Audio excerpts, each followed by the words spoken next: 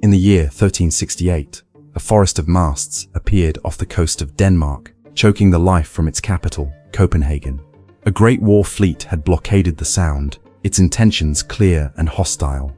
But the banners that snapped in the cold Baltic wind were not those of a rival king or a foreign emperor. They were the coats of arms of cities. The twin-spired gate of Lübeck, the triple-towered castle of Hamburg, the keys of Bremen. This was the navy of an empire with no emperor, a kingdom with no king. It was a fleet of accountants and tradesmen, an armada built on the profits of salt, herring, and grain. From his castle, the powerful king of Denmark could only watch as his realm was brought to its knees, humbled not by a prince, but by a confederation of merchants. How could a league of cities, a private alliance of traders, amass the power to declare war on a sovereign kingdom and win? This is the story of the most powerful commercial empire of the Middle Ages, a northern league of cities, known simply as the Hansa. The Viking Age had ended not with a bang, but with a slow exhale. By the 12th century, the furious, explosive energy that had sent longships across the known world had dissipated. The raiders had become kings, their pagan gods replaced by a Christian one, their ambitions turned inward to the difficult work of state building. But the seas they had mastered, the cold, grey, treacherous waters of the North Sea and the Baltic remained. The Vikings had left behind a legacy of unparalleled maritime skill, but they had not left a successor. No single power patrolled these waves. The new kingdoms of Denmark and Sweden were nascent, land-based powers, their rulers more concerned with feudal politics than with naval policing. The German emperors looked south to Italy and the heart of Europe, their backs turned to the northern coasts. The sea had become a vacuum, a lawless frontier. This was a world of profound and violent chaos. Piracy was not just a risk, it was a way of life, an organized and brutal industry. Every island, every hidden cove, and every river mouth could harbor a pirate crew, waiting to descend on any merchant vessel foolish enough to sail alone. A voyage from the mouth of the Rhine to the new trading posts in the Baltic was a high-stakes gamble.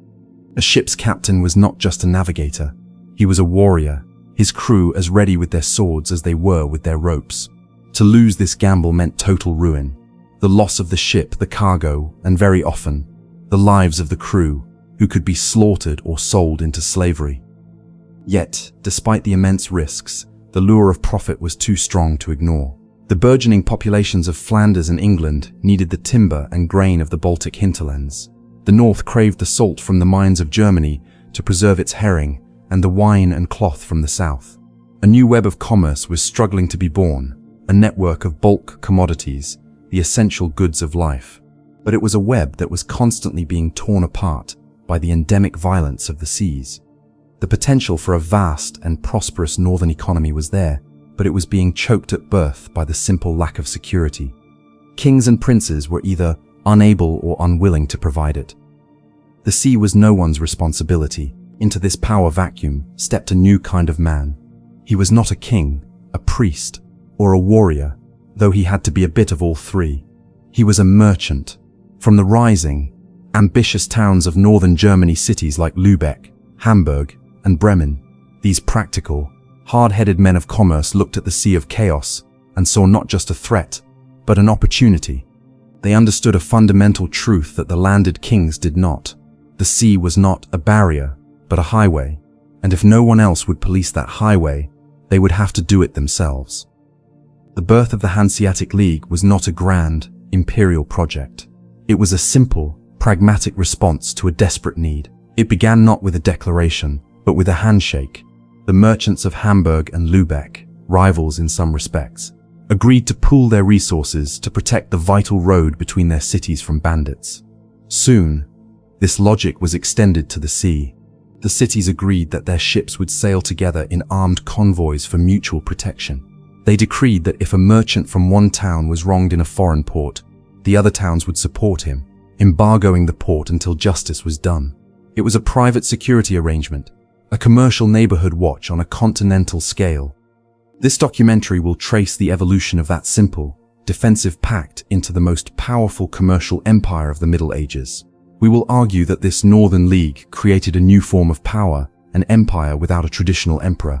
We will follow them as they leveraged their revolutionary new ship, the cog, to build a monopoly on the essential commodities of northern life.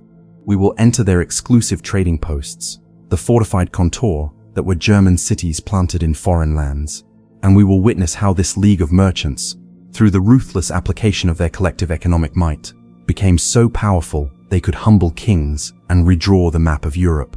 This is the story of how a group of traders, united by a common need for security, built an empire of their own on the cold, grey waves of the North Sea. The story of the Hanseatic League begins with a simple, brutal fact. The seas of northern Europe in the 12th century were a paradise for predators. The turbulent waters of the North Sea and the brackish, island-strewn expanse of the Baltic were not highways of commerce, they were hunting grounds. The Viking Age, with its unique and terrifying combination of trade and raid, had shattered the old, slow rhythms of the sea. It had taught a profound and lasting lesson. A fast ship and a willingness to use violence could generate immense wealth. But as the formal Viking kingdoms of Denmark, Norway, and Sweden turned inward, converting to Christianity and focusing on the consolidation of their land-based power, they abdicated their role as the masters of the waves. The longships that had once terrorized Christendom were no longer the instruments of a state-sponsored campaign of expansion. The violence of the sea became privatized, democratized, and endemic. This was the Sea of Chaos, a vast power vacuum, where law was a distant rumor and survival was a daily struggle. The birth of the Hansa was not a choice. It was a necessity, a desperate act of self-preservation in a world where the forces of order had collapsed. The geography of the northern seas seemed almost purpose-built for piracy. The Baltic Sea was a labyrinth of hidden coves, treacherous shoals, and thousands of islands, from the great strongholds of Gotland and Rügen to the countless smaller skerries that could conceal a raiding ship. Its narrow, winding channels and frequent fogs were a nightmare for a legitimate merchant, but a perfect environment for an ambush. The North Sea, while more open, was battered by ferocious storms and bordered by a complex coastline of river mouths, estuaries, and marshy deltas in Frisia and the Low Countries, all of which provided excellent havens for pirate fleets. These were not the lonely, individual pirates of popular fiction. They were organized, often forming powerful fraternities that could control entire stretches of coastline. The most infamous of these were the Victual Brothers, who would later scourge the Baltic, but the tradition was ancient. These men were often a bizarre mixture of seasonal fishermen and part-time raiders, blurring the line between legitimate and illicit enterprise. They knew the local waters with an intimacy no foreign merchant could match, and they preyed on the slow, heavy merchant ships that were forced to pass through their territory. A typical merchant voyage in this era was an exercise in pure terror. A trader setting out from the mouth of the Rhine, his ship laden with barrels of wine and bolts of Flemish cloth destined for the markets of the Baltic, faced a gauntlet of threats. He had to navigate the treacherous coastal waters of Frisia, a notorious pirate den. If he survived that, he had to make the dangerous sea crossing to the mouth of the Baltic. Once inside, he was in a new world of danger. He had to pass the island of Rügen, a former pagan stronghold that was still a nest of Slavic pirates. Further east, the coasts of Pomerania and Prussia were equally perilous. At every stage of the journey, the threat of attack was constant. A lookout would be posted in the ship's small crow's nest, his eyes constantly scanning the horizon for the telltale sign of a fast-moving, low-slung raiding vessel. The appearance of such a ship would have been a death sentence. The pirates would swarm the merchant vessel, their numbers and ferocity overwhelming the small crew. The cargo would be seized, the crew slaughtered or held for a ruinous ransom, and the ship itself either burned or incorporated into the pirate fleet. The risk was absolute. This rampant insecurity was compounded by a complete lack of a coherent legal or political framework. The sea belonged to no one, and therefore to everyone. A Danish king might claim sovereignty over the waters of the Danish Isles, but his ability to enforce that claim was severely limited. His navy, if he had one at all, was a small, feudal levy of ships, not a professional, standing patrol force. The Holy Roman Emperor, the nominal overlord of the German coast, was an inland power, his gaze fixed on the Alps and Italy, not the grey waves of the north. If a merchant from Cologne was robbed and murdered by pirates based on the island of Gotland, to whom could his family appeal for justice? the King of Sweden, the local chieftain on Gotland. The system was a chaotic patchwork of competing jurisdictions, with no international maritime law and no effective means of enforcement. Even arrival in a foreign port was no guarantee of safety. A local prince or bishop, hungry for revenue, could impound a ship on a flimsy pretext, seizing its cargo and imprisoning its crew. A sudden change in local politics could render a once friendly harbor hostile overnight. The laws of salvage were particularly predatory. Allow and Pomeraniers were mount calls. Of salvage were perzelwenos, noverhevel, the line at Malgat, were particularly predatory. Were raver, of leif de alivel, salvad of a heverhaven, were refavergowens. Wolfer, refarberu, ziferro, when como woes malvo, teno, horo, woro, eurowolvol, hovray. The law of the shore, or strandrecht, was a brutal custom in many regions. If a ship was wrecked in a storm, its cargo was not considered the property of its surviving owners, but the rightful salvage of the local landowner on whose shores it had washed up. This created a perverse incentive for coastal communities to not only refuse to help ships in distress, but to actively lure them onto the rocks with false signal lights. The world of northern commerce was a legal and political minefield, a high-risk gamble where the house, more often than not, won. It was this environment of total, systemic failure, the failure of kings to police the seas, the failure of law to protect property, that forced the merchants to take matters into their own hands. The first stirrings of the Hanseatic idea were simple, defensive, and local. Merchants within a single city, like Hamburg, would agree to arm their ships and sail in small convoys for mutual protection. This was a logical first step, but it was insufficient. The real breakthrough, the foundational moment of the League, was the extension of this principle between cities. The traditional narrative points to the alliance formed between the merchants of Hamburg, who controlled access to the North Sea, and the merchants of Lübeck, the rising star of the Baltic, in the mid-13th century. They pledged to pool their resources to secure the perilous overland road between their two cities from bandits. This pact was soon extended to the sea. They agreed to act as one, to share the costs of fighting pirates, and to treat an attack on one city's merchants as an attack on both.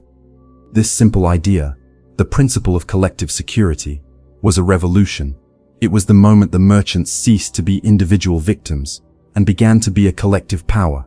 This confederation, or Hansa, as it came to be known from an old German word for a troop or convoy, began to expand. Other cities, seeing the immense benefits of this shared security, petitioned to join. The merchants of Cologne, with their access to the Rhine, joined the alliance. The towns of Westphalia, like Dortmund and Soest, became part of the network. This was not a political union forged by a king. It was a commercial and military alliance forged in the boardrooms of merchant guilds, a private enterprise solution to a catastrophic failure of public policy. The merchants of the nascent league did not just defend themselves. They went on the offensive. They used their collective wealth to hire professional soldiers and to build and arm dedicated warships, which they used to hunt down pirate strongholds. In 1401, in a famous episode, the Hamburg fleet captured the infamous pirate captain, Klaus Stordebaker, and his victual brothers, bringing them back to the city for a brutal public execution, a clear and bloody message to all who would prey on Hanseatic shipping. They used their collective economic power, the threat of a trade embargo, to force reluctant foreign princes to grant them legal protections and trading privileges. The power vacuum that had created the Sea of Chaos was now being filled, not by a new kingdom or a great navy, but by an organized, ruthless, and efficient confederation of traders. They were forging a new kind of order in the north, an order based not on the law of kings, but on the law of the merchant. An empire of commerce cannot be built on the same foundation as an empire of conquest. The tool shapes the age, and the tool of the Viking Age, the sleek, fast, and terrifying longship, was a vessel designed for raiding and the rapid transport of warriors. It was a weapon, a masterpiece of amphibious assault, but it was not a freighter. As the 12th and 13th centuries unfolded, the chaos of the post-Viking world presented a new kind of problem, one that required a new kind of solution. The challenge was no longer how to move a band of warriors across the sea for a lightning raid, but how to move a mountain of grain, a forest of timber, or a literal ton of salt from a point of production to a distant market, and to do so profitably and safely. The solution to this problem, the technological innovation that would become the very keel upon which the Hanseatic League was built, was a new and revolutionary type of ship. It was not beautiful, it was not elegant, and it was not particularly fast. But it was a floating fortress and a cavernous warehouse, a vessel of pure, pragmatic, and profitable design. This was the age of the cog. To understand the cog's revolutionary impact, one must first appreciate the profound limitations of the vessel it replaced. The Viking longship was the undisputed master of its own paradigm. Its clinker-built, overlapping planks created a flexible, lightweight, and incredibly seaworthy hull. Its long, narrow profile and shallow draft made it the perfect amphibious tool, able to cross the storm-tossed North Sea and then immediately row hundreds of miles up a shallow river into the heart of a continent. It was a sports car, a troop transport, and a landing craft all in one. But for the purposes of bulk, commercial trade, it was a deeply inefficient design. Its primary cargo was people warriors who could double as oarsmen. Its actual hold for goods was relatively small. A large longship might require a crew of 60 to 80 men, but could carry perhaps only 25 or 30 tons of cargo. The ratio of crew overhead to cargo capacity was abysmal.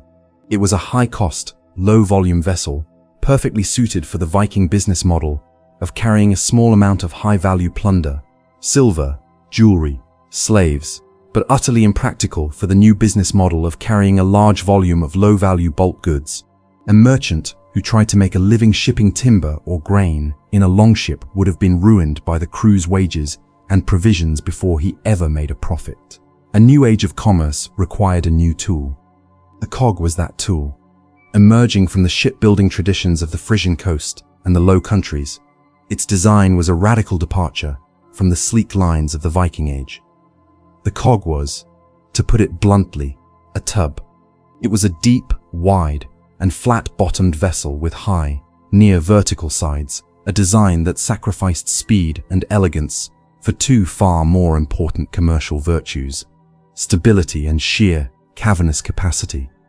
Unlike the clinker-built longship, the cog featured a revolutionary hybrid construction. Its bottom was carvel-built, with planks laid edge-to-edge over a strong internal frame, creating a solid, flat, and robust base that could be easily beached on the tidal flats of the North Sea. But its high, curving sides were clinker-built, giving the upper part of the ship the strength and flexibility needed to withstand the battering of the waves. This combination of strength and capacity was a winning formula. The innovations were not just in the hull. The cog was propelled by a single, massive square sail, hoisted on a single, sturdy mast set in the middle of the ship. This powerful sail was designed to catch the prevailing westerly winds of the North Sea and the Baltic, allowing the ship to be propelled by a force of nature, not by the brute force of 100 straining oarsmen. This had a direct and profound impact on the ship's economics. A cog could be managed by a crew of as few as 20 sailors. The second, and arguably most important, innovation was the adoption of the stern-post rudder. The Viking longship was steered by a large oar, or steerboard, mounted on the side of the ship near the stern.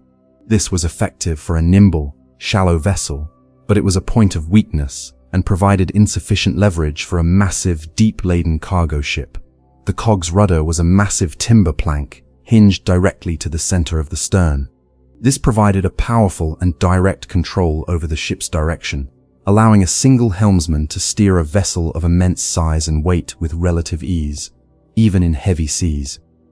These design features, the cavernous hull, the efficient sail, and the powerful rudder, combined to create a machine of unprecedented economic efficiency. The numbers tell the story. A typical Hanseatic cog of the 14th century could easily carry 200 tons of cargo, a load that would have required at least 7 or 8 large Viking longships. And it could do so with a crew of only 20 men, whereas the 7 longships would have required over 400. The cost per ton of cargo transported plummeted. This was the innovation that unlocked the entire Hanseatic business model. The trade in bulk commodities in grain, timber, salt, beer, and fish was a business of small margins and high volume. The cog was the first ship capable of delivering that high volume at a low enough operating cost to make the trade immensely profitable. It was the medieval equivalent of the modern supertanker or the container ship. It was a floating warehouse, a machine designed for the single purpose of moving as much stuff as possible, as cheaply as possible. It allowed the Hanseatic merchants to create and dominate the first great bulk commodity markets in European history. The cog's design offered one final, crucial advantage that was perfectly suited to the chaotic age in which it operated. It was a natural fortress. The high, curving sides of the hull were incredibly difficult to board from a smaller pirate vessel. To further enhance this defensive capability, the cogs were built with high, built-in castles or fortified platforms at both the bow and the stern. From these elevated fighting positions, the ship's crew or hired archers could rain down arrows and projectiles on any attacker who dared to approach, turning the cog into a formidable defensive bastion. This innate defensibility directly addressed the central problem of the age. A lone cog was a far less tempting target than an older, lower-sided merchant ship. A convoy of them, their crossbowmen able to offer covering fire for each other, was a tough nut for any pirate fraternity to crack. The ship's very architecture was a form of insurance, a physical manifestation of the League's core principle of security. When the Hansa did go to war, this defensive capability was turned into an offensive one. Their merchant cogs, filled with soldiers and archers, became their de facto navy, a fleet of floating castles that could be used to blockade an enemy port or to project the League's power with decisive force. The cog was not a perfect ship. It was slow, it was clumsy, and its square sail made it difficult to sail effectively against the wind. But for the specific conditions of the North and Baltic seas, with their prevailing westerly winds and their demand for the transport of bulk goods, it was the perfect tool for the job. It was the workhorse, the reliable, capacious, and defensible vessel that was the technological backbone of the entire Hanseatic enterprise. Just as the longship had enabled the Viking age of raiding, the cog enabled the Hanseatic age of commerce. It was the ship that turned the sea from a hunting ground into a marketplace, and its deep, profitable hold carried the ambition of a new kind of empire. An empire needs a center of gravity, a place where its power is concentrated, its strategy is forged, and its identity is defined. For the vast, amorphous, and ever-shifting network of the Hanseatic League, that center was not a grand imperial capital like Rome or Baghdad, but a new, brash, and brilliantly positioned city on the Baltic coast, Lübeck. Though not the oldest or, at times, even the largest of the Hanseatic cities, Lübeck became the undisputed leader of the League, its queen and its de facto capital. Its rise was a story of strategic genius, ruthless ambition, and the masterful exploitation of geography. Lübeck's leaders understood that in an empire of commerce, the city that controlled the most critical choke point, wrote the most effective laws, and pursued its economic interests with the most single-minded determination would inevitably rise to the top. The story of Lübeck's dominance is the story of how a single city could, by sheer force of will and strategic foresight, make itself the indispensable heart of a continental trading empire. The city's origins were born from the ashes of the old frontier. The original Lübeck was a Slavic fort, Lubis, that was destroyed by pagan raiders in the 12th century. In 1143, a German count Adolf the city on a nearby, and far more defensible, hilltop. The site was a stroke of genius. It was a steep, easily fortified hill, protected on all sides by the confluence of the Trav and Wakenitz rivers. But its true power was not defensive, it was strategic. The Trav River was navigable, giving the city direct access to the Baltic Sea, a gateway to the vast, resource-rich hinterlands of Scandinavia, Russia, and the entire eastern Baltic. But crucially, Lübeck was situated at the narrowest point of the Jutland Peninsula. It was only about 40 miles overland from the city to another navigable river, the Elbe, which flowed into the North Sea, providing a direct link to the great commercial hubs of Hamburg, Bruges, and London. This short overland route, the Stecknitz Canal, in miniature, became the single most important pivot point in the Hanseatic world. This was Lübeck's great geographical advantage. A merchant seeking to move goods from the Baltic to the North Sea had two choices. He could undertake the long, slow, and incredibly dangerous sea voyage north, around the treacherous Skagerrak Strait at the tip of Denmark, a journey that could take weeks and was fraught with the risk of shipwreck and Danish tolls. Or he could sail to Lübeck, unload his cargo, transport it 40 miles overland to Hamburg, and reload it onto a different ship, saving immense time, money, and risk. Lübeck and Hamburg became the two ends of a great commercial isthmus, a land bridge that bypassed the Danish choke point. By controlling this pivot, Lübeck made itself the indispensable gateway between the two great seas of the Hanseatic world.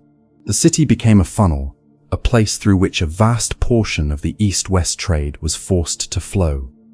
The early leaders of the city understood this advantage and pursued its development with a ruthless and single-minded focus. In 1226, the city achieved a status that was the key to its future independence and power. It was made a free imperial city, Freie Reichsstadt, by the Holy Roman Emperor Frederick Sassiv.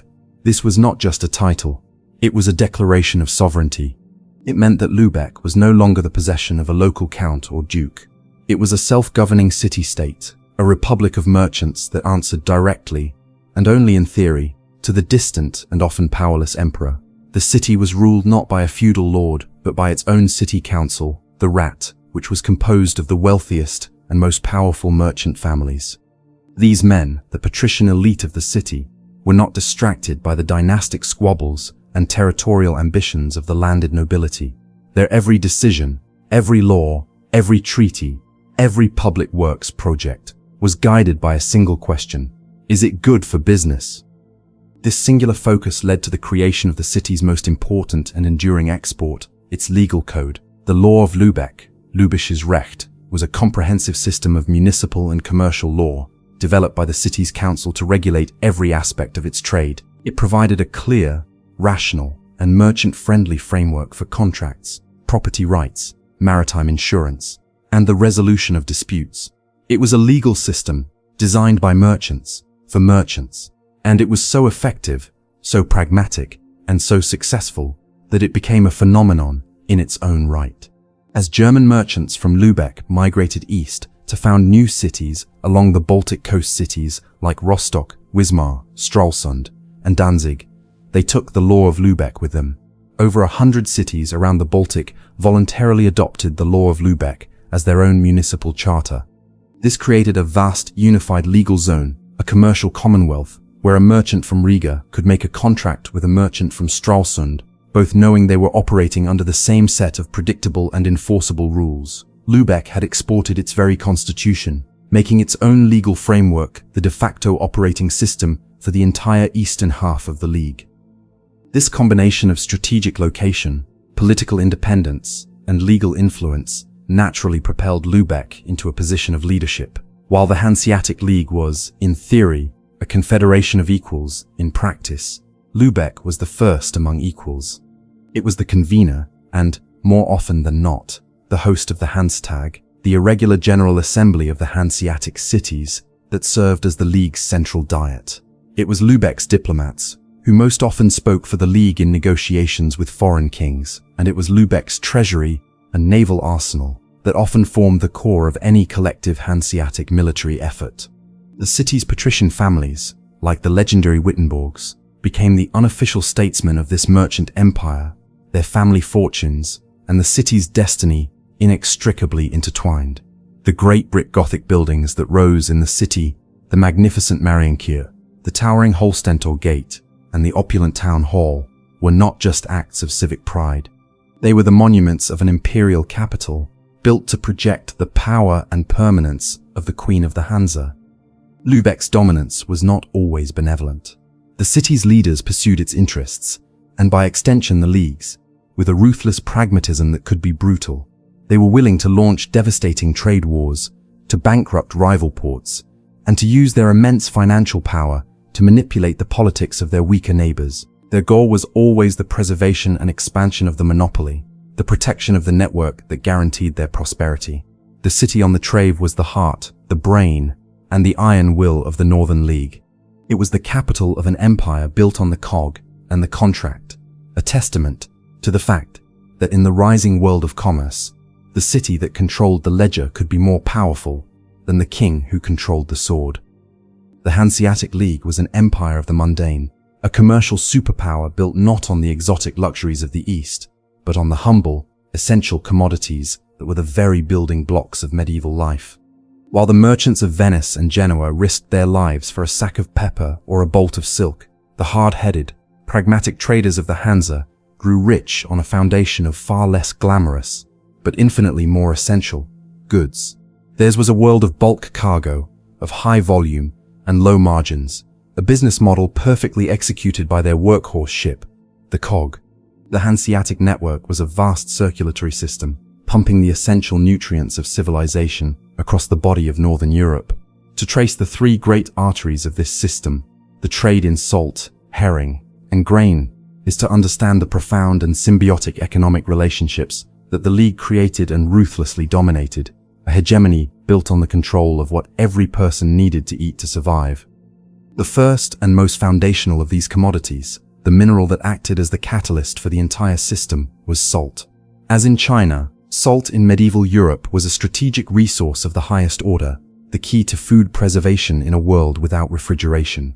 While many coastal communities could produce some salt from seawater, the process was inefficient, and the quality was often poor. The true heart of the North European salt industry lay deep inland, near the town of Lüneburg, a key Hanseatic city not far from Lübeck. Here, one of the largest and purest salt springs in Europe bubbled to the surface. The Lüneburg salt works were a medieval industrial complex of staggering scale. A forest of timber-framed boiling houses sprang up, each containing rows of wide, lead pans heated by roaring fires. The brine was boiled around the clock, a process that consumed a vast surrounding forest for fuel until the pure, white salt crystallized. The merchants of Lübeck, recognizing the immense strategic value of this resource, moved quickly to dominate it. They secured a monopoly on the transport and sale of Lüneburg salt. The salt was packed into barrels and transported overland to Lübeck, where it was loaded onto cogs and shipped throughout the Baltic.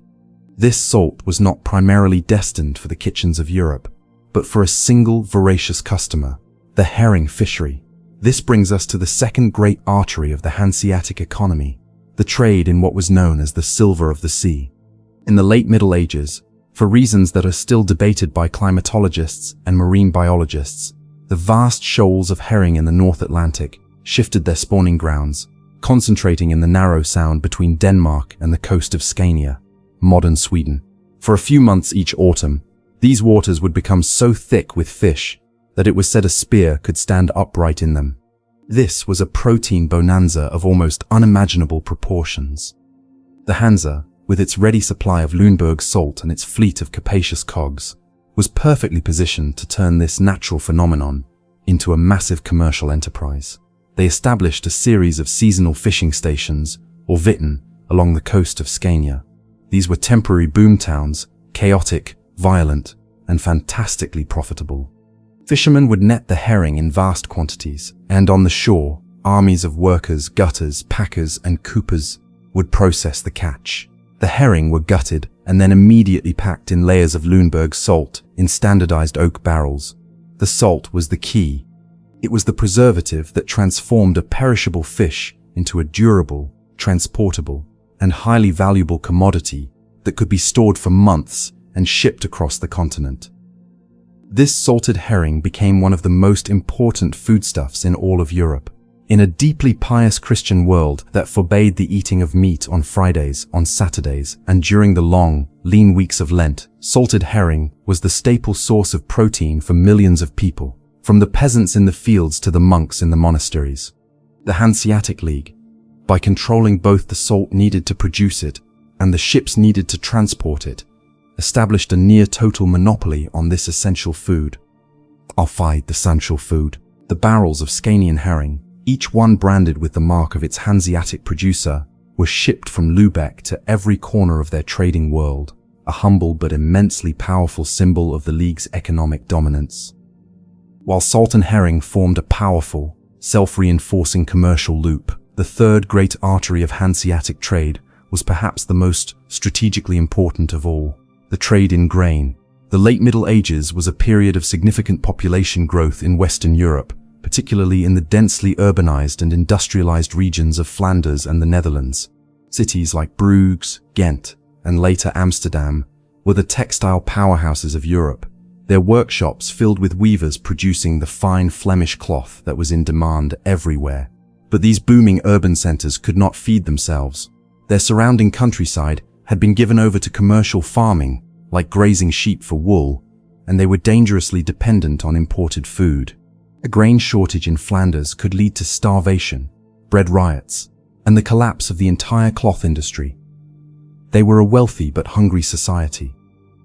The Hanseatic merchants found the solution in the vast, fertile plains of the Baltic hinterlands, the territories of the new Teutonic Knights in Prussia, and the great estates of Poland and Lithuania were a sparsely populated breadbasket, a region that produced a massive surplus of grain, particularly rye, the staple of the Northern European diet.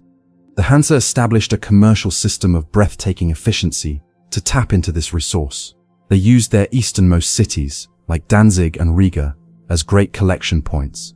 Polish and Lithuanian nobles would float their grain down the Vistula and other rivers on crude barges to these Hanseatic ports.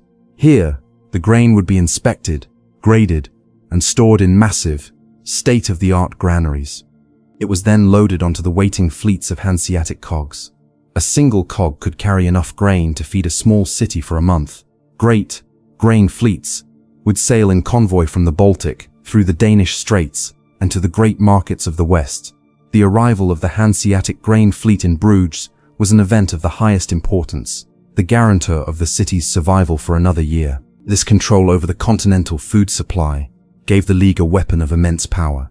By controlling the flow of Baltic grain, they held the key to the prosperity and, at times, the very survival of the great commercial centers of the West. If a city like Bruges dared to challenge the League's trading privileges, the Hanse could respond with a devastating grain embargo, cutting off its food supply and bringing it to the brink of starvation. This food weapon was a far more powerful tool of persuasion than any army. The three great commodities, salt, herring, and grain, formed a perfect interconnected system. The salt from Lüneburg preserved the herring of Scania, and the immense profits from both were used to finance the transport of grain from the east to feed the west. It was a trade in the absolute necessities of life, and by dominating every link in this food chain, the Northern League built an empire that was as solid, as essential, and as powerful as the daily bread on a medieval table. The Hanseatic League was an empire defined by its nodes, not by its borders. Its power did not radiate from a single capital to fill a contiguous territory. Instead, it was a network, a string of strategic pearls connected by the thread of the sea lanes. At the heart of this network were the League's own member cities, the semi-sovereign republics of merchants that formed the core of the Confederation.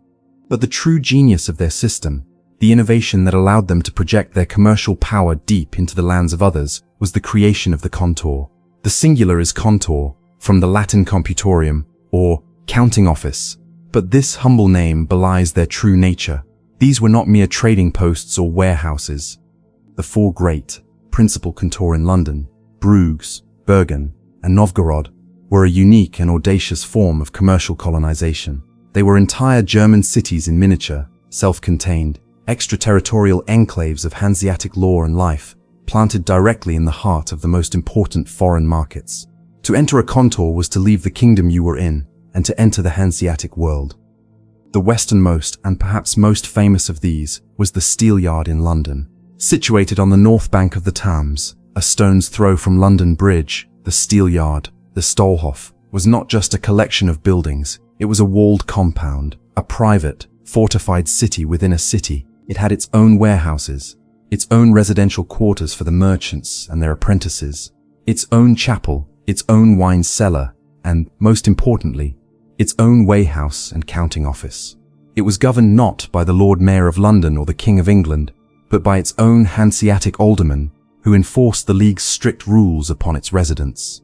The English kings, perpetually in need of cash and eager for the customs revenue generated by Hanseatic trade, had granted the League a series of extraordinary royal charters. These charters gave the Hanseatic merchants privileged, almost tax-free status and the right to wholesale their goods, primarily Baltic grain, timber, wax, and Russian furs throughout England. In return, the English exported their magnificent raw wool, the raw material for the Flemish textile industry, through the Hanseatic network. The steelyard was the physical embodiment of these privileges, a symbol of the immense power the League could wield. The English merchants, who were forced to compete against these privileged foreigners in their own capital, grew to resent the steelyard with a burning passion, seeing it as a cuckoo in the nest, a foreign parasite on the English economy.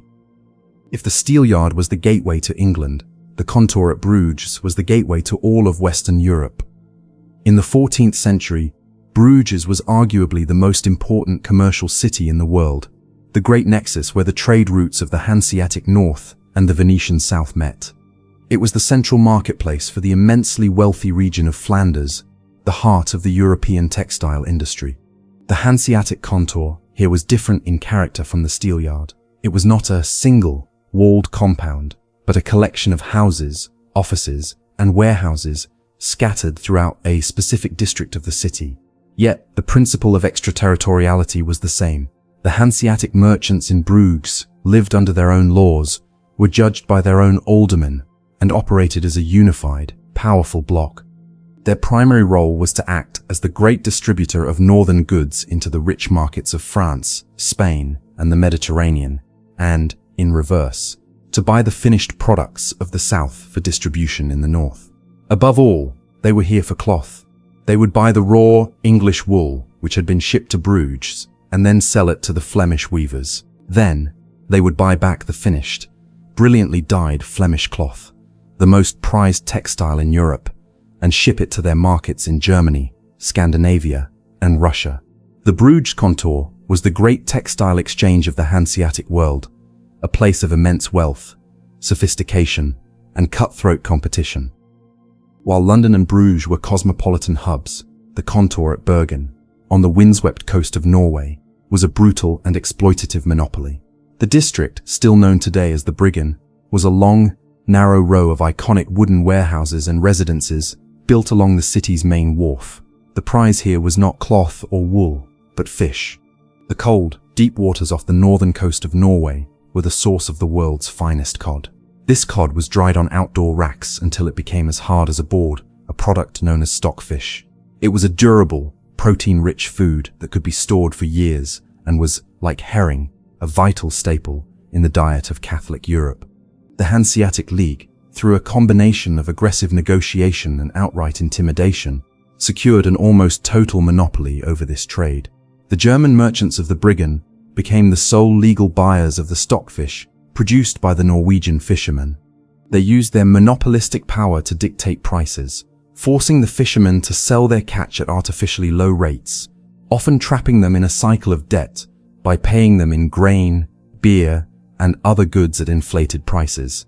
The Briggen was a classic colonial enterprise, a place where the League's power was raw, exploitative, and deeply resented by the local population, who were reduced to being mere resource gatherers for a foreign power. The fourth and most exotic, most dangerous, and most profitable of the Great Contour was the Peterhof in the great Russian city-state of Novgorod. Novgorod was the easternmost terminus of the Hanseatic world, a window into Russia. To get there, merchants had to undertake a perilous journey by sea and river, deep into a land the West saw as a wild and semi-barbaric frontier. The Peterhof, like the steelyard, was a heavily fortified compound, a wooden fortress built within the city's commercial quarter. It was a place of monastic discipline and immense hardship. The merchants and apprentices who lived there were subjected to a set of brutally strict rules. They were forbidden from fraternizing with the local Russians, from learning the Russian language, and from having any contact with women. It was a life of near imprisonment, a sacrifice made for one reason: profit. Novgorod was the great collection point for the most valuable luxury goods of the north, the soft gold of the Russian forests. The sable, black fox, and ermine pelts available here were of a quality unmatched anywhere in the world. The Peterhof was also the great emporium for beeswax, an essential commodity for the candles that lit every church and castle in Europe. The Hanseatic merchants would trade their Flemish cloth, salt, and silver to the Russian traders in exchange for these priceless goods. It was a place of high risk and high reward, the wild eastern frontier of their commercial empire. These four great outposts were the pillars that held up the entire Hanseatic network. They were listening posts, naval bases, and legal jurisdictions all in one. They gave the League a permanent, physical, and privileged presence in all of the key markets of their world. They allowed the merchants to gather intelligence, to store goods, and to enforce their collective will far from their home cities. To be a young apprentice sent to serve in the cold austerity of the Briggen, or the dangerous isolation of the Peterhof, was a rite of passage, a forging in the crucible of international commerce. It was this system of outposts, this unique model of a commercial empire without conquest, that allowed a league of cities to project its power with the focus and the force of a true kingdom. How does an empire without an emperor function? How does a confederation of over 100 fiercely independent and often competing cities, scattered across a dozen different kingdoms, act as a single, coherent power? The Hanseatic League possessed no single head of state, no standing imperial army, and no grand capital city in the traditional sense. Its power was not based on the top-down authority of a sovereign, but on a revolutionary and remarkably modern concept, a voluntary association governed by a shared set of rules, mutual obligations, and the powerful incentive of collective profit. The glue that held the Hansa together was not the blood of a dynasty, but the ink of a contract. This was an empire of rules, a legal and political framework created by merchants, for merchants, a soft power that was, in its own way, as formidable and as binding as any king's command. The story of the League's governance is the story of how a private network created its own form of international law, a system that would often supersede the authority of the very kingdoms in which it operated. The supreme, though often chaotic, governing body of the League was the Hanstag, the Hanseatic Diet. This was not a permanent parliament, but an irregular general assembly, a summit meeting of the member cities, typically convened in Lübeck to address a pressing crisis or a major opportunity. To call a Hanstag was a serious and expensive undertaking. Each city that chose to attend would send a delegation, usually consisting of its mayor, burgomaster, and several senior councilmen, all of them powerful merchants themselves. They would travel for weeks to reach the host city, carrying with them the full authority to negotiate and vote on behalf of their hometown. The sessions could be long and fractious. The delegates would debate in Low German, the lingua franca of the League, arguing over issues ranging from the price of herring and the regulation of the cloth trade to the suppression of piracy and the launching of a trade war against the King of England. The Hanstag was a deeply flawed and often inefficient institution. Attendance was rarely universal. The more distant cities often balked at the time and expense of sending a delegation. Its resolutions were not automatically binding. A city that disagreed with a majority decision could, in theory, simply ignore it. The League had no formal constitution, no central treasury, and no power to directly tax its members. Yet, despite these weaknesses, it worked. It worked because of the immense power of peer pressure and shared economic interest. A city that consistently defied the resolutions of the Diet faced a terrible threat, a punishment known as the Verhansung.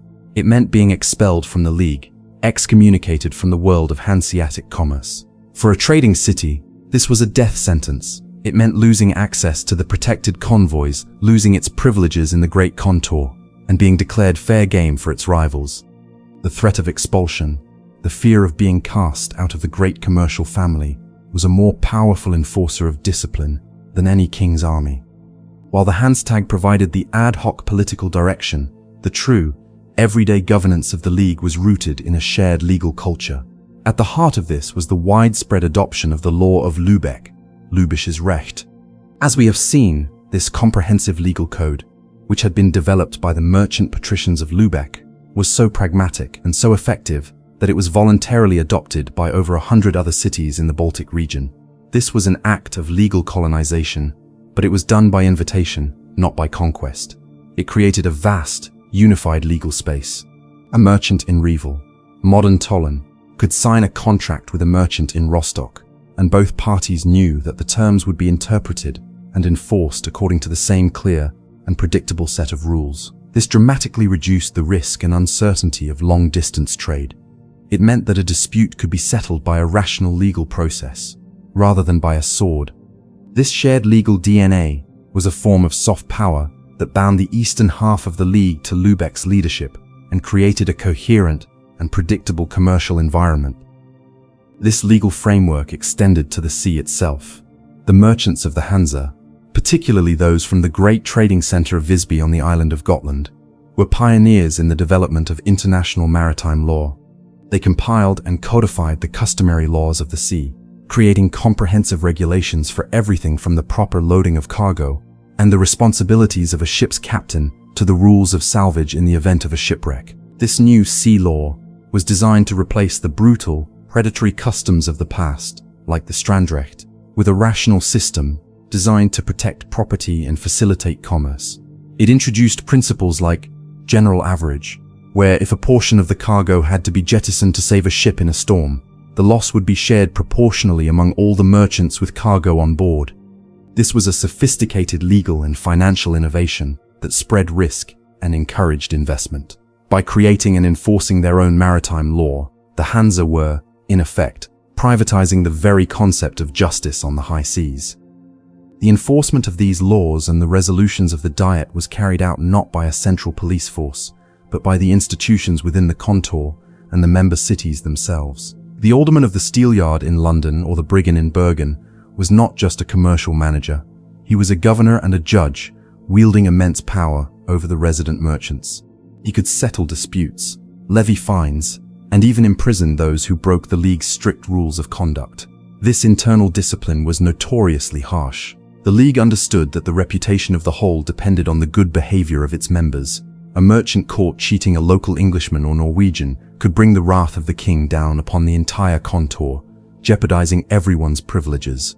The alderman's court was, therefore, swift and uncompromising in its justice.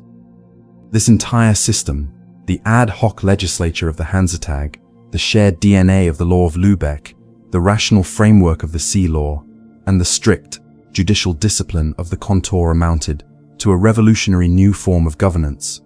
It was an empire of rules, a merchant republic writ large across the map of Northern Europe. Its power was subtle but immense.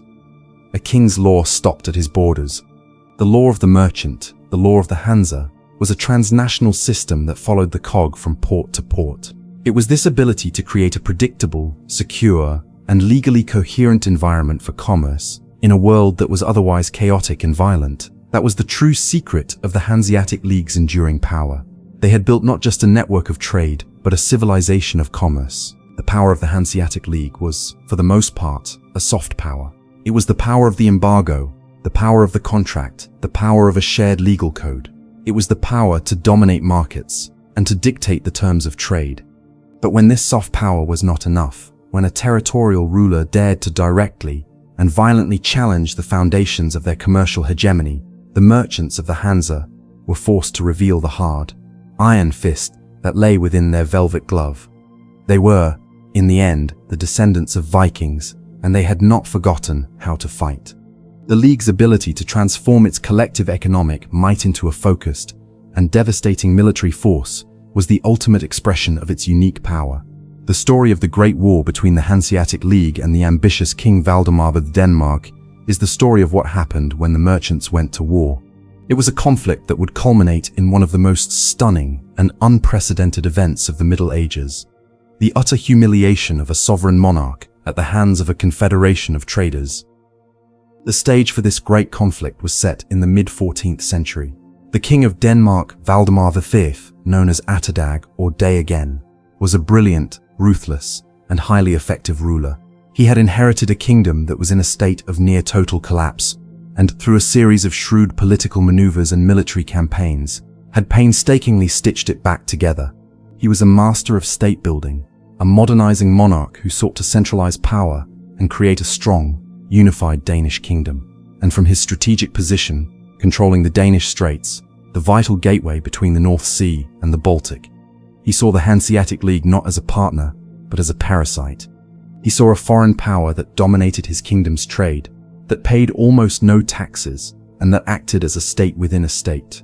If Denmark was to be truly sovereign, Valdemar believed, the power of the Hansa had to be broken. His challenge was a direct and audacious blow to the heart of the Hanseatic world. In 1361, Valdemar assembled a fleet and an army and launched a surprise attack on the island of Gotland, the great nexus of Baltic trade. His target was the island's main city, Visby, a wealthy and strategically vital member of the League. The Hanseatic merchants of Visby, who had long acted as semi-independent merchant princes, were caught unprepared. Valdemar's army crushed the local forces outside the city walls, and according to a dramatic but likely embellished story, the city's leaders quickly capitulated, rolling barrels of gold and silver out of the gates to appease the Danish king and save their city from a sack. The capture of Visby was a catastrophic shock to the Hanseatic system. It was a declaration of war, a direct challenge to the League's freedom of trade and its control of the Baltic. The response from the League, however, was initially hesitant and disorganized. The Hanseatic was convened in Lübeck, and the cities voted to impose a trade embargo on Denmark. But an embargo was a slow weapon, and a more direct response was needed. They assembled a war fleet to retake Visby, but the campaign was a disaster. The fleet was poorly led, the various city contingents failed to cooperate effectively, and they were decisively defeated by Valdemar's forces. The Danish king was triumphant. He had called the merchants bluff, and they had folded. He now styled himself the Lord of the Baltic and began levying heavy tolls on all Hanseatic shipping that passed through the Danish straits, directly attacking their profits. It seemed, for a moment, that the League was a paper tiger, its commercial power no match for a determined and well-led monarch. It was in this moment of crisis, however, that the true, latent power of the League was finally unleashed. The humiliation of their defeat and the crippling economic impact of Valdemar's new tolls created a powerful sense of unity and purpose. The great cities of the League, led by the iron will of Lübeck's powerful mayor, Jacob Pleskau, understood that this was an existential threat. They convened another Hanseatic in Cologne in 1367. This time the mood was different. The cities, from the Zuiderzee in Holland to the Prussian heartlands, pledged to put aside their internal rivalries and to form a new formal military alliance, the Confederation of Cologne, with the single, declared purpose of bringing the King of Denmark to his knees. They were done with half measures. This was to be total economic warfare. What followed was a stunning display of the League's organizational and financial power. The member cities levied a special war tax on all their trade, raising a massive war chest of silver. They used this money to build new warships, to hire thousands of professional mercenaries, and to equip an invasion force on a scale that no single king could have easily matched. In 1368, the great Hanseatic war fleet, a forest of masts from dozens of cities, set sail. This was not the disorganized rabble of the first campaign. It was a professional, well-funded, and well-led military machine, the armed wing of a commercial superpower. The Hanseatic strategy was simple and brutal, a total naval blockade. Their fleet seized control of the Danish straits, cutting off all trade to and from Denmark. Their ships systematically attacked and captured Danish coastal cities, including the capital, Copenhagen itself. King Valdemar, who had so confidently styled himself the Lord of the Baltic, was caught completely off guard. His own navy was no match for the sheer size and power of the combined Hanseatic fleet. His kingdom's economy collapsed. With no trade, no customs revenue, and with his major cities under enemy occupation, his position became untenable. Faced with a revolt from his own nobles, Valdemar was forced to flee his own kingdom, leaving his council to sue for peace. The merchants had won. The terms they imposed were not just a victory, they were a revolution. The Treaty of Stralsund, signed in 1370, was perhaps the most humiliating treaty a sovereign European monarch had ever been forced to sign with a non-state actor. The Hanseatic League's full trading privileges were restored, and they were granted complete, tax-free freedom of trade throughout Denmark. They were given permanent control of several key fortresses on the Scanian coast, giving them a direct military chokehold on the vital herring market. But the final clause was the most radical and unprecedented of all. The treaty stipulated that, in the future, no new king could ascend to the throne of Denmark without the prior approval and consent of the Hanseatic League. The merchants had not just defeated a king, they had seized a portion of his sovereignty. They had given themselves a veto power over the Danish royal succession. It was the ultimate triumph of commercial power over feudal authority, a stunning testament to the fact that when the League of Northern Cities truly acted as one, their collective might was a force that even the most powerful of kings could not defy. The Treaty of Stralsund in 1370 was the Hanseatic League's zenith, the moment of its greatest and most undeniable power. For the next century, the Hansa stood as the undisputed commercial and, at times, political master of the northern world. Its fleets dominated the seas, its merchants controlled the markets, and its edicts could make or break the fortunes of kings and commoners alike. But the world of the late 15th and 16th centuries was not the world in which the League had been born. The very conditions that had made the Hansa's rise possible, the political fragmentation, the lack of sovereign power on the seas, and the specific alignment of trade routes, began to shift, slowly but inexorably. The waning of the League was not a story of a single dramatic defeat, but of a slow, creeping obsolescence. It was a medieval solution to a medieval problem, and as the medieval world gave way to the early modern, the great merchant confederation found itself a giant out of time, its unique advantages eroded by the rise of a new and more powerful form of political and economic organization, the nation-state. The first and most fundamental challenge to the Hanseatic hegemony was the consolidation of the territorial monarchies. The weak, decentralized kingdoms that had allowed the League to flourish by creating a power vacuum were now, slowly but surely, getting their houses in order.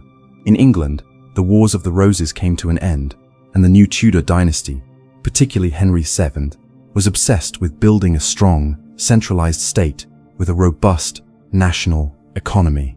The immense privileges of the Hanseatic merchants at the Steelyard in London, once seen as a necessary evil, were now viewed as an intolerable affront to English sovereignty and a direct threat to the prosperity of London's own rising merchant class. After decades of political and legal battles, culminating in the seizure of English merchant ships in the Baltic, the English crown finally struck.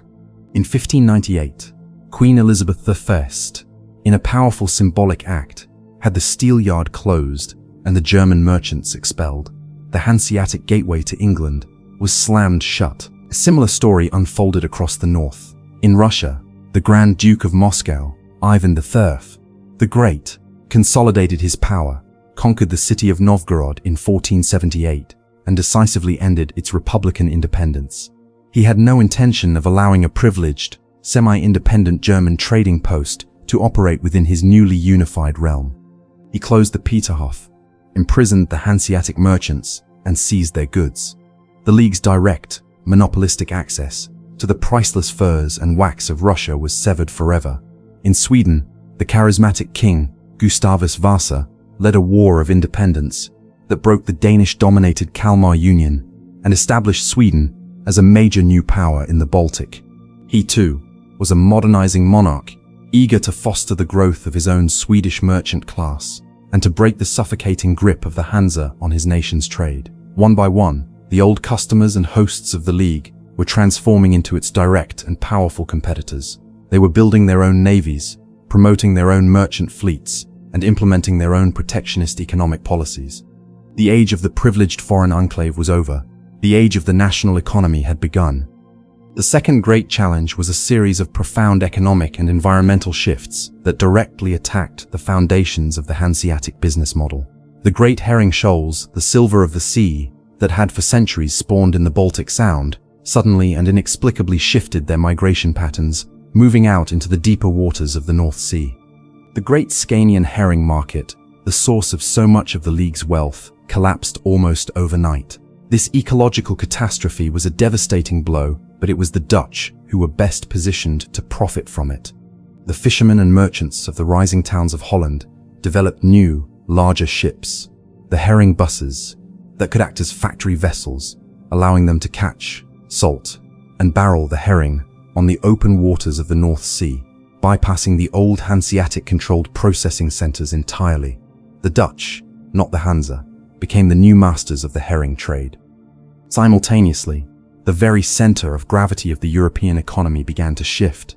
The discovery of the Americas by Columbus in 1492 and the establishment of a direct sea route to India by Vasco da Gama in 1498 triggered a global economic revolution. The future of trade was no longer in the enclosed, familiar waters of the Baltic, but in the vast, oceanic highways of the Atlantic. The new centers of wealth and power were the great Atlantic ports, Seville, Lisbon, Antwerp, and above all, Amsterdam. These were the hubs of a truly global trade in silver from the New World, spices from Asia, and sugar from the Caribbean. The old Hanseatic trade in bulk commodities like grain and timber, while still important, was suddenly far less dynamic and far less profitable than this new colonial trade. The Hansa, a league of Baltic and North Sea cities, was geographically and psychologically ill-equipped to compete in this new Atlantic world. Their workhorse ship, the cog, was a coastal and sea vessel, not an ocean-going caravel. They were masters of their own pond, but the world had suddenly revealed that it was an ocean. The final blow came from within. The League had been forged in an age of chaos, its unity a product of a shared sense of existential threat. As the world became more stable and more complex, the internal rivalries that had always simmered beneath the surface began to boil over. The interests of the Western cities, like Cologne, which were more connected to the rising economies of the Netherlands and England, began to diverge sharply from the interests of the Eastern cities, like Danzig and Riga, who were still focused on the traditional Baltic grain trade. The great inland cities found themselves increasingly disconnected from the maritime concerns that had always been the League's focus. Attendance at the Hanseatic dwindled. Cities began to make their own separate deals with foreign kings, pursuing their own local interests rather than the collective good. The spirit of unity, born of necessity, withered in the new climate of opportunity and national politics. The League, which had no formal constitution and no power of direct enforcement, could only function when its members voluntarily chose to act as one. By the 16th century, that shared will had largely dissolved. The end of the Hanseatic League was a slow, lingering decline, not a sudden, dramatic fall. The last formal Hanseatic was held in 1669, a sad, ghostly affair attended by only a handful of cities. But by then, the League was already a memory, a relic of a bygone age. It had been a brilliant solution to the specific problems of the medieval world, a world of political fragmentation, piracy, and local, bulk economies. But it was outmaneuvered and rendered obsolete by the very forces of modernity that it had, in part, helped to create.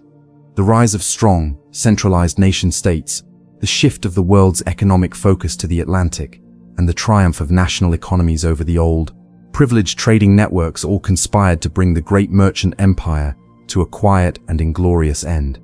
The Queen of the Hansa, the great city of Lübeck, would remain a beautiful and important regional port, but it was now just one city among many, its imperial moment past, a living monument to a lost world of commercial power.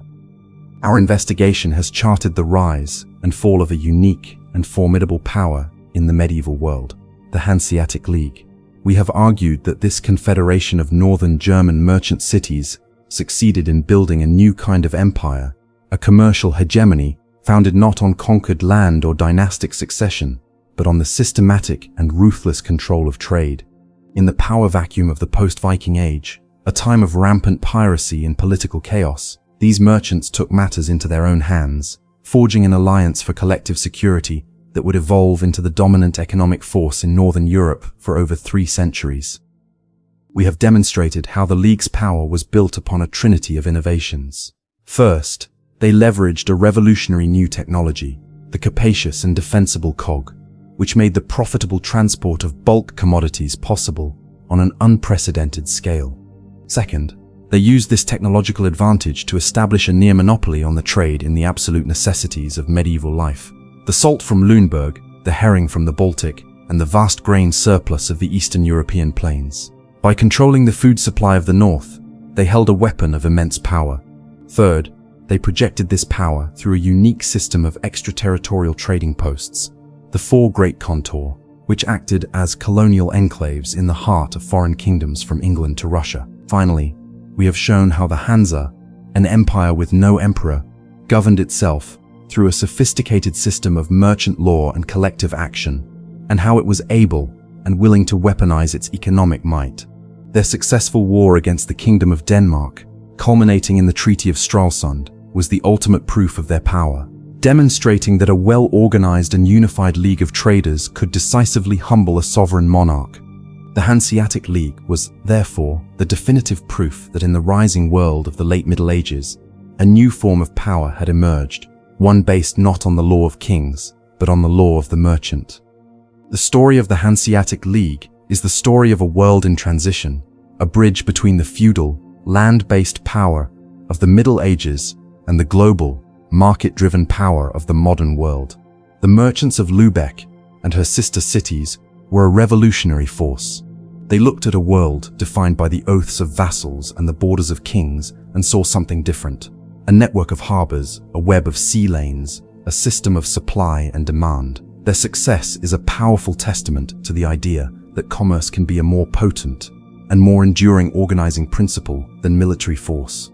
They built an empire that lasted for centuries, not with armies of conquest, but with fleets of cargo ships, creating a vast, unified zone of peace, prosperity, and shared commercial law in a region that had known only chaos. The Hanse's legacy is written in the magnificent brick Gothic architecture of the great cities that formed its core, from Lübeck to Tallinn, a string of ports that still bear the proud imprint of their merchant republican past, but their more profound legacy is institutional. The League was, in a very real sense, a historical prototype for the great economic blocs of our own time. In the debates of the Hanseatic, with its struggles between local interests and the collective good, we can see the echo of a modern European Union summit. In the League's use of trade embargoes and economic sanctions as a primary tool of foreign policy, we can see the playbook for modern geopolitics being written. The Hanseatic merchants were pioneers of globalization, the first to prove that a confederation of economic actors could wield power on a scale equal to, or even greater than, that of traditional nation-states. Their eventual decline is as instructive as their rise. The Hanse's story is a powerful cautionary tale about the dangers of success and the inevitability of change. Their system was so perfectly adapted to the specific conditions of the medieval Baltic that it was unable to evolve when those conditions changed. They were outmaneuvered by the rise of more centralized, more aggressive, and more national economies. The world's focus shifted from their enclosed sea to the vast oceans of the globe, and their commercial empire, once the center of the northern world, found itself a provincial backwater. It is a timeless lesson. The same strategies and structures that create a monopoly in one era can become a rigid cage that prevents adaptation in the next. Ultimately, the merchants of the Hanse prove that history is not only shaped by the grand ambitions of emperors and the clash of armies, it is also shaped by the quiet, pragmatic, and relentless pursuit of profit. It is shaped by the courage of a captain navigating a stormy sea, the shrewdness of a merchant negotiating a contract in a foreign tongue, and the collective will of a community to create order where none exists. The Northern League was a bold and audacious experiment in a new form of power, an empire of the marketplace. They may have left no crown or throne, but their legacy is an enduring one. The powerful and revolutionary idea that a well-laden ship, guided by the laws of commerce, can indeed be mightier than a king's sword.